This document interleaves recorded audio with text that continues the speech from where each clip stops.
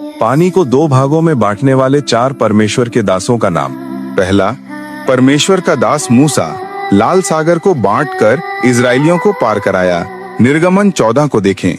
दूसरा, मूसा का चेला यहोशू, यरदन नदी को रुकवाया और लोग सूखी भूमि पर चले। यहोशू 3 में। तीसरा, परमेश्वर का दास एलिया, अपना चादर से यरदन नदी बांटा। दूसरा राजा 2 के 8 में। चौथा, एलिय्याह का चेला एलीशा, यरदन नदी को वापस आते समय बांटा। दूसरा राजा 2 के 14 में। लेकिन बाइबल में एक और महान अद्भुत घटना है।